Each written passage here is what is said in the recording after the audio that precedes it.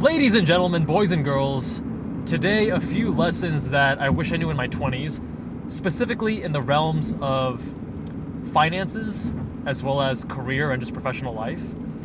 And the reason I'm bringing this up today is there's actually a pretty large landmark that passed for me recently, which is that in June of 2023, I would have completed plastic surgery residency if I stuck with my career path. Now, for those who don't know, my name is Jubbal. I graduated from medical school back in 2017, started plastic surgery residency, and dropped out to focus on my medical education businesses. And I got this watch, the Omega Speedmaster Professional, last month because, little backstory, in 2014, my third year of med school, I promised myself that I would buy myself an Omega Speedmaster Professional, the Moonwatch, Hesalite crystal, all that stuff, historic, as a way to commemorate and reward myself after a long career path, because I'm not very good at celebrating my wins. I'm very good at grinding, working my tail off, not very good at celebrating.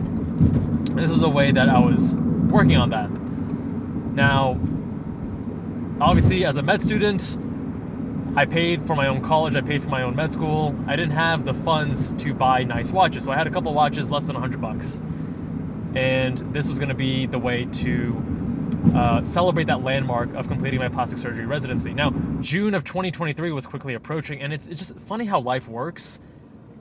I had a few friends who were car enthusiasts, but also watch enthusiasts that were getting me back into the hobby, and it just happened to be right around the time that I would have bought a Speedmaster. Now, also keep in mind that when I first was looking at Speedmasters, they were like $2,000 or $3,000 back then. The price has gone up substantially since. And when I was considering whether or not to buy this thing, it seemed a little bit wasteful. Hey, this watch is essentially twice the price that it was back in 2014. Do I really want to buy this? And we're going to get back to that in terms of the financial perspective and lessons learned when you're in your 20s. But I pulled the trigger, and I did not complete plastic surgery residency, obviously, but it still serves as a reminder that life is short. You don't want to live with regrets. You have one life to live, and live that life to your fullest. Take those chances, believe in yourself. Don't make reckless moves, don't make rash decisions by any means, but there is utility and value in living true to yourself, and this is a reminder of that. Now, for all my fellow watch enthusiasts, you'll start seeing more and more interesting watches on my left wrist. And yes, I am double wristing because I care about that fitness data, especially because I got a fitness competition on Apple Health going on with a few people, and got bets riding on that. But what I want to talk about now is a few lessons with regards to your career and your personal finances. A lot of people in their 20s, they tend to spend too much and not save enough. You're so focused on what car you drive, flexing on Instagram, on social media. And on the other end, there's a group of people who are a little bit too frugal, especially people that grew up without, financial resources. They may be scarred from that. They may have some borderline traumatic experiences that cause them to have a different relationship to money that's also not healthy when they're too frugal and afraid to spend. And I fell more into that second camp, where it took me a long time to even invest in my business and upgrade my computer and upgrade my camera gear and my lighting at a relevant time. I think I did it far too late once I already had 300,000 subscribers, 400,000 subscribers across my various channels. So for most of you, though, I think the problem is more of the former, where we tend to focus so much more on impressing others, on flexing on those noobs, impressing the ladies, all those things. And at the end of the day, it's a losing battle, because there will always be someone that can flex harder. There's always going to be someone with more money. And if you identify and place your self-worth and value with your material possessions, with your ability to flex, it is very much a losing proposition. You're not going to win that game. I'm 32 years old. I'm not the richest guy in the world, but I've definitely done quite well, especially for my age. And I drive a Toyota GR86 and a Mazda CX-50, right? It's not about trying to impress people. It's about having the driving experience that aligns with your values. I love the way this car drives. Even after driving a lot more expensive cars in the last few years with Jubbal and cars, I still appreciate this car even more than I did before. Now, a far more sustainable and healthy way to identify and to value yourself is based on the kind of person you are and the kind of things that you do, rather than the things that you have, the things that you buy, right? There's this whole, in a lot of these self-development circles, there's this idea of be, do, have. So you can have a nice car, right? You can have a nice house, you can have nice things, but that doesn't bring you long-lasting happiness and fulfillment. You then may think, okay, I don't need to just have these things, I need to do certain things, I need to say nice things to people, I need to work hard, I need to do things. But that's also not quite the secret, because you can say the nice things, you can read all the various books on how to win friends and influence people and the similar self-development literature out there, but if it's not coming from a place of authenticity, you're never going to be fully aligned. So it's about being the kind of person that you want to be, the kind of person that aligns with your values and embodies them.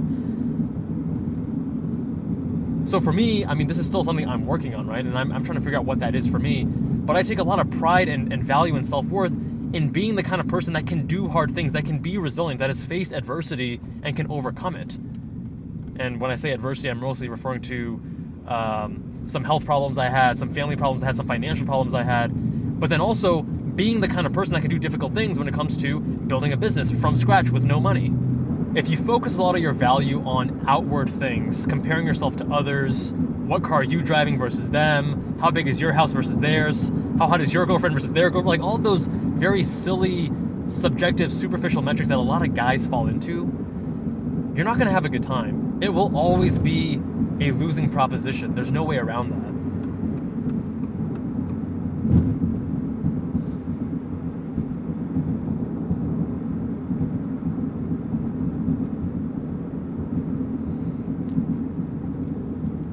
Now, going back to career, there is this cliche of do the thing you love and you'll never have to work a day in your life.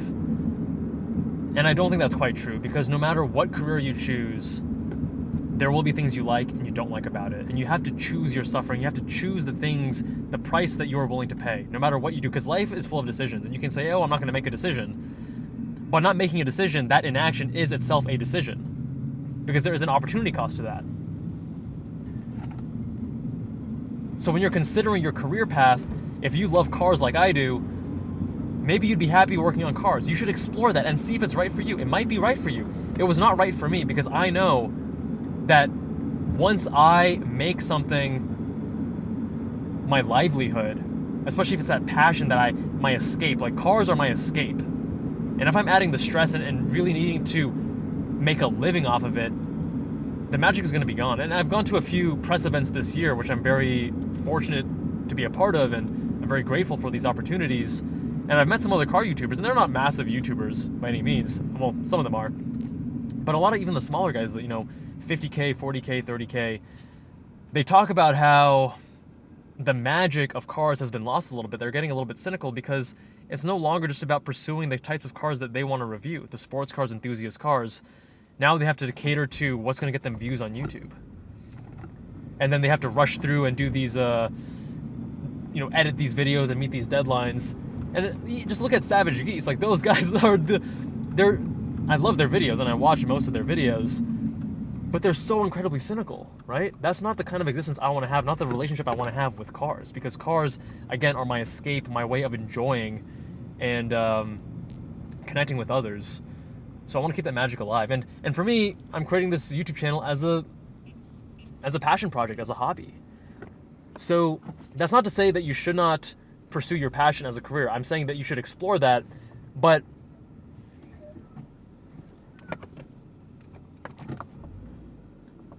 more importantly, keep both eyes wide open, because you have to choose your suffering at the end of the day. There is no such thing as a perfect job. There will always be things you don't enjoy. Even if you're a celebrity, even if you're a professional athlete, there will always be things that you don't enjoy. And you have to be the one to be intentional with what those trade-offs are. So bringing it back and going back to the watch. This watch is a reminder to me to bet on myself, to do the scary thing, to take that leap of faith, because in this instance, and it's not always the case, but in this instance, it worked out. And I'm very grateful for that. I worked hard, I built a business, I'm doing something I love, I'm helping others, I'm teaching people how to become happy future physicians, I'm getting all these messages through our various channels, and it feels good.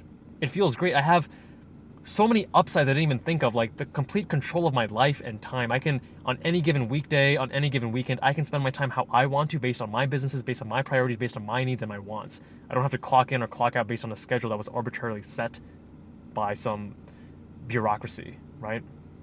But the trap there is, don't do risky things without having a fallback plan. Like, look at the actual risk assessment, look at your risk tolerance, and see what's the trade-off. I only left plastic surgery residency once I had proven and established momentum that it would be very low risk for me to pursue these other things.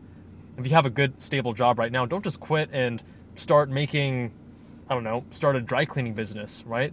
The risk to reward needs to make sense. And a lot of people also think that if they just work harder, that they'll be successful. Hard work is prerequisite, but it's also about being intelligent. It's about taking feedback. It's about not letting your ego control your decisions, but instead being open to feedback and saying, hey guys, I don't know. This other person is more successful than me. Maybe they're evil, maybe they're bad, or maybe they're just better at business than you. Maybe you can learn something from them. Maybe it's not a matter of preserving your ego and wanting to feel good, but it's about saying, hey, having the humility to say, I don't know, and I need to learn. I did not have any business training, but I learned things. I made mistakes along the way. I lost some money, but in the end, we ultimately ended up being very successful because I said, I want to learn. I'm going to learn from those who know more than me. I'm going to make some mistakes. That's okay. As long as I get up and keep pushing forward and try to improve 1% every day. My friends, thank you all so much for watching. Much love. Subscribe if you haven't already, and I'll see you guys in the next one.